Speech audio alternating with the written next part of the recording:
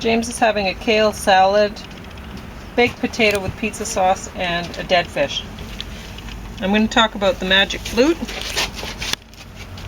then I'm having a hard time with my back today, so it'll take a little bit of time for me to get down to do this. Babylon, and then James might talk about the last three. I don't know which or all. We'll find out.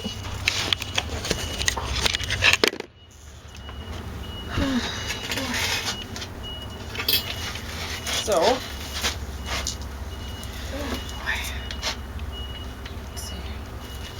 they're getting the road done today. That's what the beeping is. It was louder. I think they'll have it done today. I think they will. They're doing a good job. That's hot. They did a good job on 13th. So. There. I don't need that. The Magic Flute. It's a pretty good movie, I thought. If you like opera, because you're going to hear some, and these people have some top-notch talents doing this, the opera, the singing, and it's just fantastic. So if you like it, you'll like it. If you don't, you probably won't. There's one thing I used to listen to opera when I was a kid, and they had it on Sundays in Canada. I think it was on CBC. And there was probably nothing else on. And besides, I really liked singing. When I was little, I sang constantly, always singing or coloring, playing outside, out on the farm.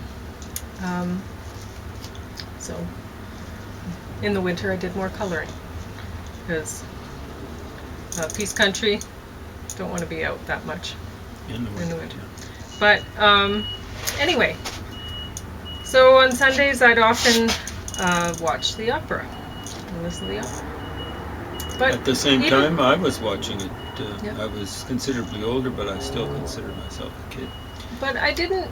One thing that bothered me about opera is even when it wasn't in English or whatever, and I could hear it, I could tell that they were saying the same thing over and over. It was like, Figaro, Figaro, Figaro, Figaro. It's really stupid when they repeat themselves. Because I like running, and so I run. Yeah, exactly. There's so much of that, and it's really, really annoying. Yeah. So now that I'm older, I still find that annoying. Yeah. And honestly, it's about time that some people write some better quality operas, isn't it? W.H. Auden tried to do it. I think he was working. I know it would be a lot of work because the things are long, and it's a lot of work just putting a good song together that's just a couple minutes long.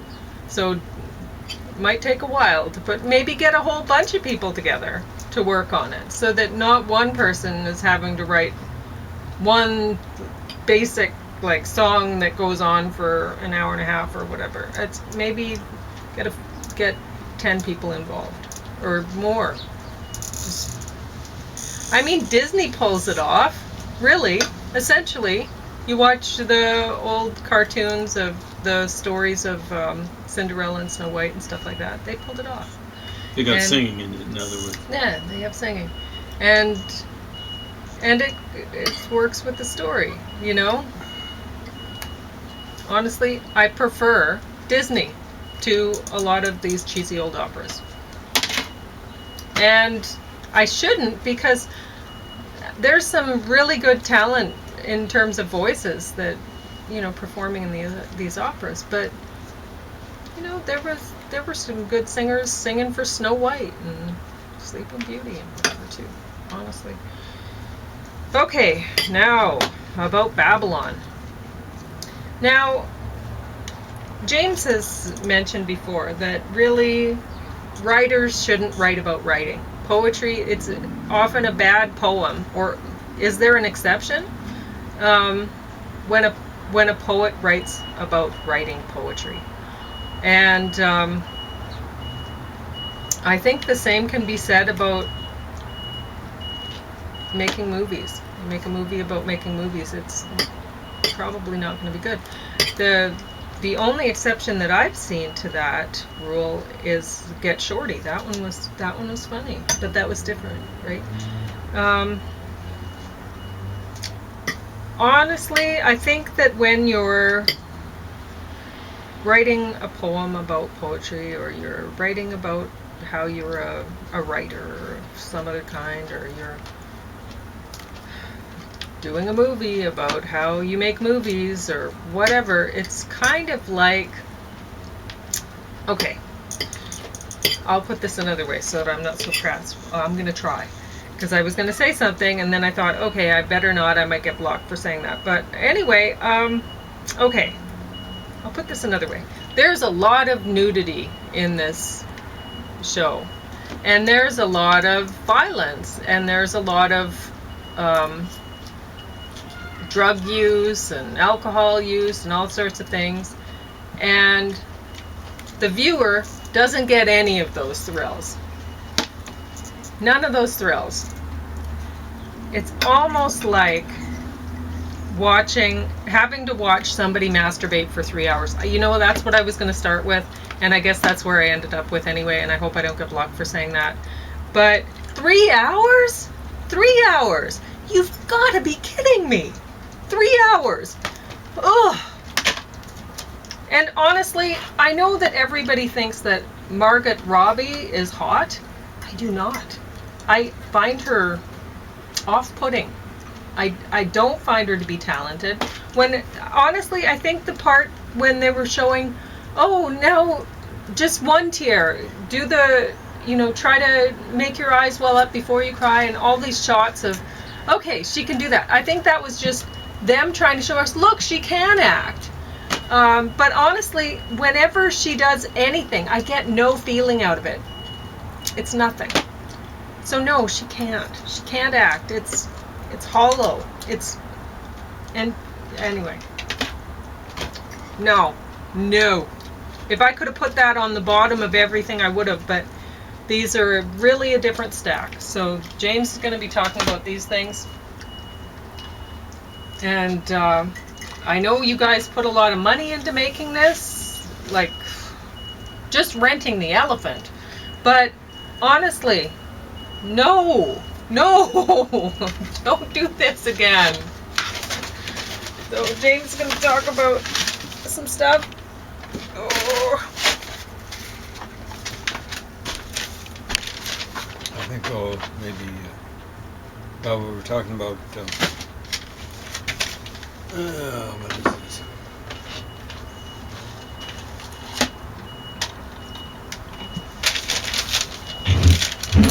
Ancient female rulers, women who ruled the world 3,500 years ago. The woman they're talking about was more like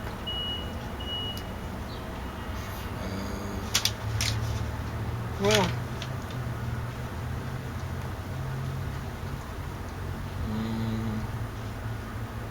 2,950 years. Let's say 3,000 years. Egyptian chronology, conventional chronology, is off by 500 years for the New Kingdom. It's off crazily. At least with regards to Mesopotamia. And also with the Jewish record, the Hebrew record, by hundreds more years than that. The chronology itself is off by, at the beginning of the Old Kingdom, might be off by only 300 years. It's too long for the New Kingdom.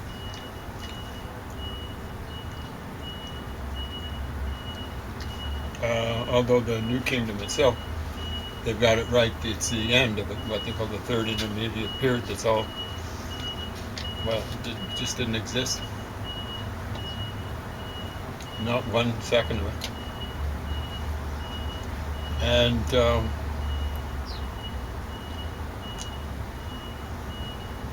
yeah, so long as you don't count the 20th dynasty as part of the third intermediate period. The 20th dynasty comes right down to, from what I can tell, right down, it overlaps a little bit with the beginning of the 26th dynasty.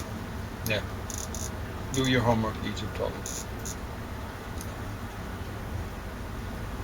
It doesn't go as long as they think the 20th dynasty, but because they got too many Ramses.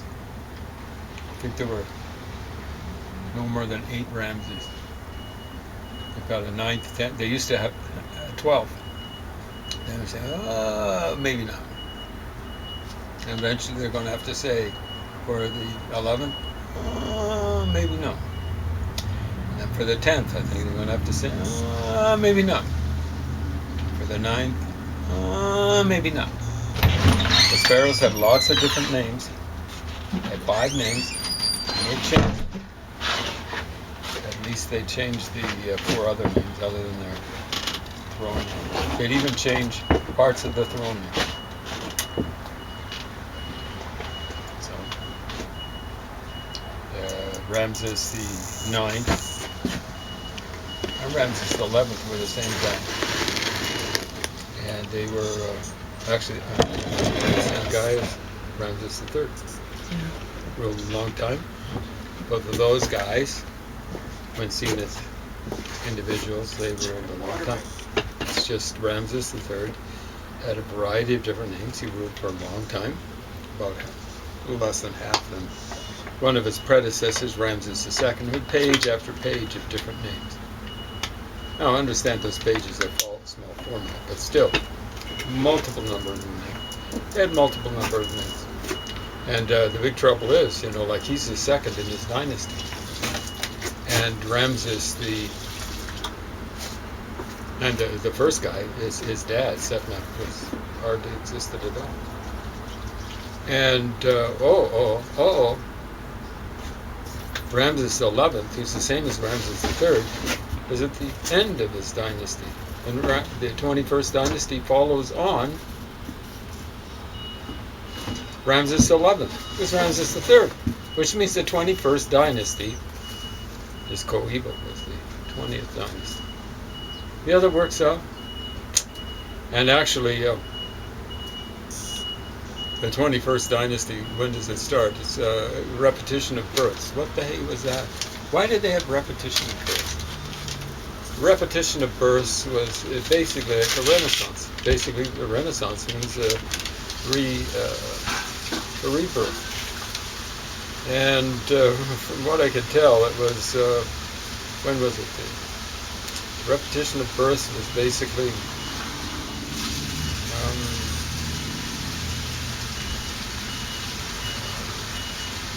when the Assyrians smashed the Ethiopians and so-called Ethiopians, people from Sudan, and the Egyptians, and reinforced. I'd say what it was before then was a bunch of vassal kings. They divided the Delta area and Middle Egypt, parts of Middle Egypt, the northern part of Middle Egypt, at least into vassal states. But after that, it was Syrian control in Egypt was a lot more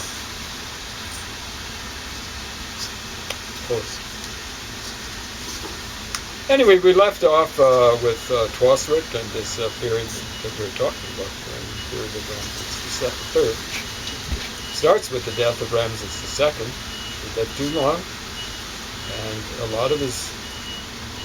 he survived a lot of his sons. But the guy who took over, Merimta, was old and kind of like in the way. He got his mummy, and we still see evidence of a paunch. It looked as though he's paunchy when it came to defending Egypt. I'm not talking about extending the Egyptian empire in Southwest Asia, in protecting Egypt.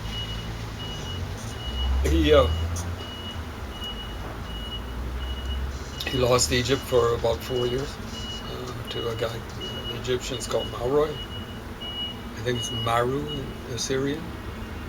That's the name of Tiglath-Pileser, one of his nicknames. I think that must mean something like son. Well, not must be, possible. And Mauroi, like the Egyptian records say, Mauroi was the son of Dad. Oh, who's Dad? Yeah. There's one inscription. They're not sure about Tiglath-Pileser III. Go with the flow. He says he's the son of Adad Nerar. See, Dad, Adad, We don't know where the vowels came in the Egyptian stuff. The E is just provided. Adad, Adad, however you want to mispronounce it, it's okay with me. But yeah, Malroy is just Tiglath-Pileser. What did Tiglath-Pileser III say? He said, I conquered Egypt to its farthest border. He doesn't say his contemporary was in Egypt, but that would be Merenptah. Merenptah gives Tiglath-Pileser by name and his affiliation, who he was the son of. Half the name. Dead, Adad, Adad, however you want to mispronounce it. So, this poor woman, what is her name? Kuni? Karakuni. She's saying the Egyptian record is far more rich in queens. Like queens who rule as kings. She has one going back to the first dynasty. She has one in the Middle Kingdom, and she has a couple in the New Kingdom. One, a possible one, and another one in the New Kingdom. But it's basically 4. Now, their dating system would be 20, from 3,000 to about how long is that? Yeah, the New Kingdom ending. It's hard to keep track of their silly chronology. I barely can be bothered. Maybe 1,200 years, so 1,800 years. They got 4 queens in that time. Wow, big drop.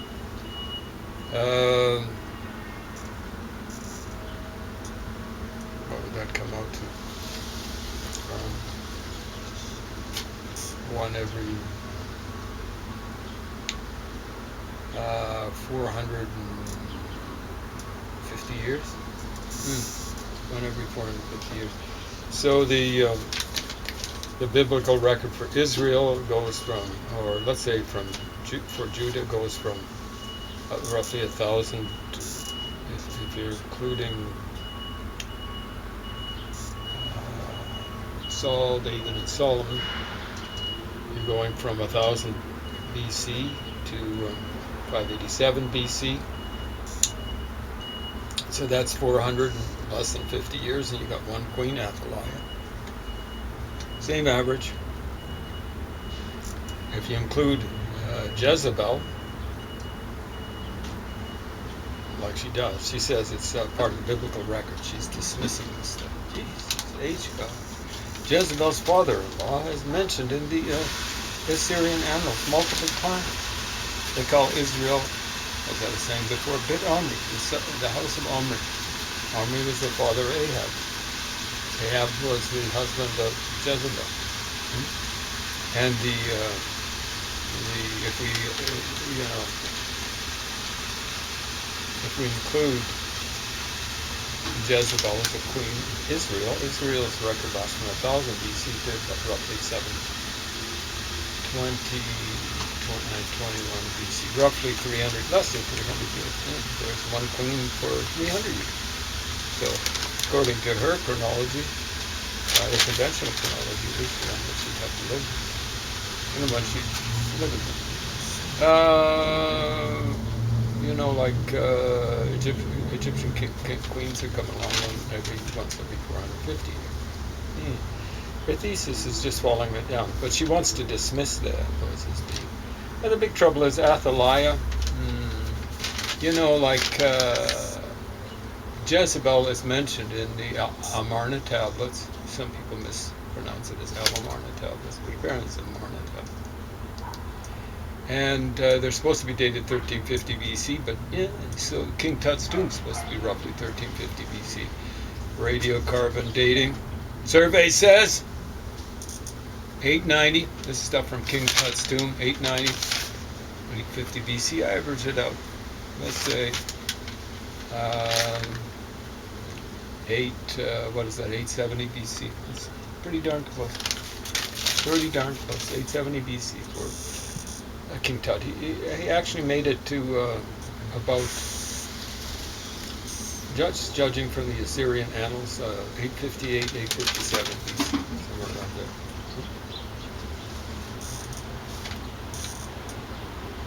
And Athaliah.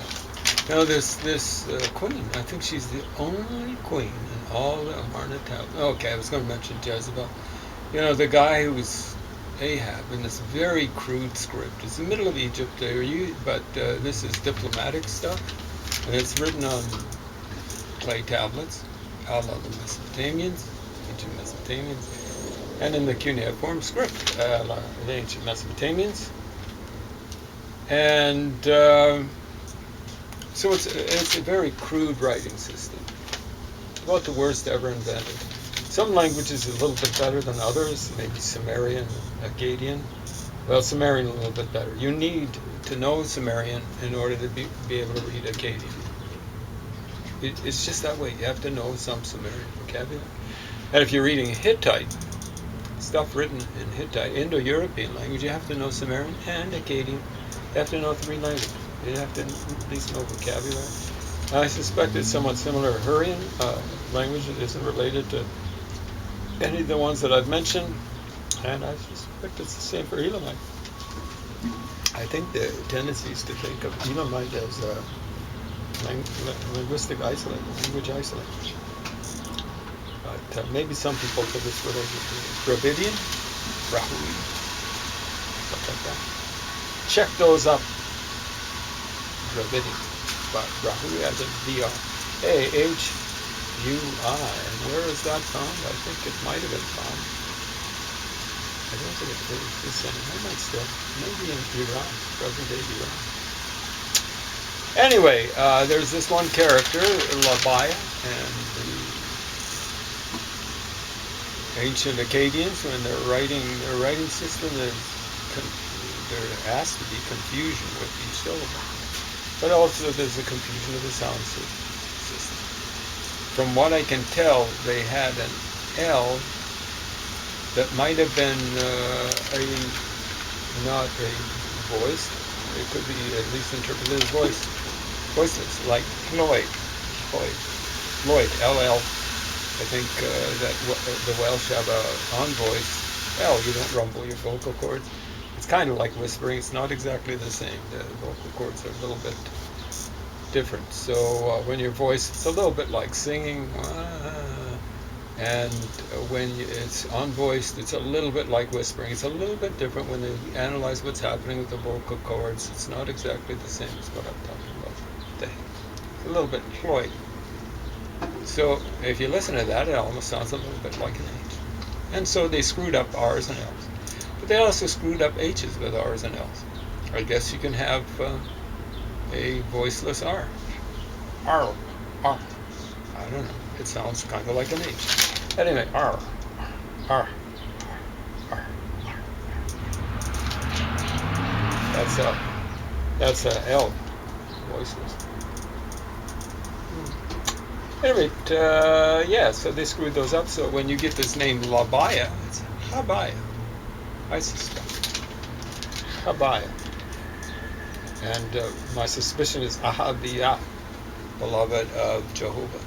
The full name, not given in the Bible, but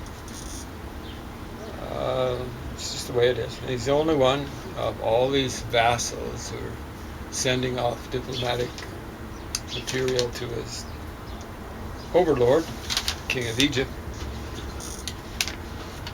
He's the only one who says, he's the only one who mentions his wife. All the others say, my horses are fine, my chariots are fine. I don't think the wives are at the beginning of it. My sons are fine, my wives are fine. I don't know if it was 4th place in the listing of stuff, but I don't think it was general. First place. Labaya was a kind of a weird duck. He's a bit of a rebel against the Lord. If he's Ahab, then he's a bit of a rebel against his overlord, the king of Egypt. And he's constantly being complained about by his fellow vassals of the king of Egypt. And one time, in one of these letters, he's protesting his innocence. He says, wouldn't I sacrifice I think he says my own life, wouldn't I sacrifice my wife? Singular. And that, I suspect, is a reference to Jezebel. Maybe it was some flunky new wife that he'd latched onto. I doubt it. Anyway, there's this one woman. They read the name Ballot Neshe, and this is the problem when you're reading cuneiform. You've got two symbols there, and they're reading both of them as one word. And the symbols stand for one word, not so much syllables. And Ballot means mistress. So, and Neshe is a word for lion from southwestern Asia. Ballot Neshe. Now they don't recognize that the Jews were there, or the Hebrews were there in the Holy Land 1350 BC. How they were. It's not 1350 BC, it's 850 BC. That's what radiocarbon dates say. I just got over that. Went over that material, and you don't fight it. Don't fight it. A la Tom Cochrane went like 40 years ago. Don't fight it. Don't fight it. All you're doing is kicking against the pricks, whereas I'm kicking against you pricks, Egyptologists. Figure that one out. At any rate, yeah, Ballot Neshe. Now I've forgotten the exact term, but if it's Hebrew, there's that possibility. Ballot is just female of Baal, which means kind of master. So that's why they say mistress of. And Neshe means lion, mistress of lions. And but there's another reading, and it's basically like Atha for mistress in Hebrew. See, the symbol there is just the symbol. It'd be originally a Sumerian symbol for mistress. And you can read it a variety of different ways. You can read it Ballot. If you're reading it Hebrew, you can go Ballot. But you can also go something like Atha. Well, we've got the beginning of Athaliah. And you see, like I was mentioning, they screwed up R's and L's and H's. And if you go with the, like you've heard of Michael, the archangel, Gabriel, kind of, Michael means who's like God. Gabriel is kind of like the man of God or hero of God or something like that. There's one called Ariel. What the hell does that mean? Take the L off, that means it's short for Elohim, God. Ari means lion. Oh, mistress of lions. You put it in there, you got Atha Ari. Atha, you mix up R's and L's.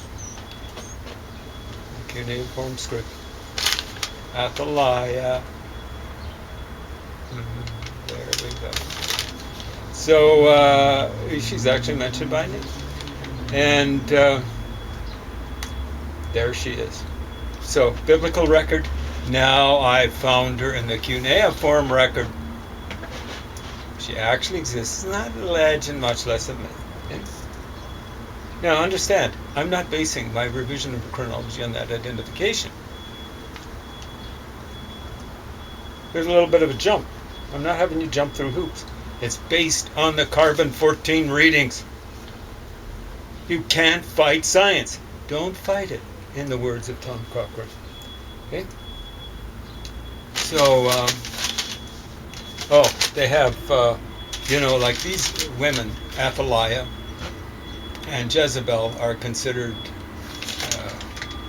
bad in the Jewish record because they were against Yahweh extremists. So she's calling people who believe in Yahweh, Jehovah, extremists.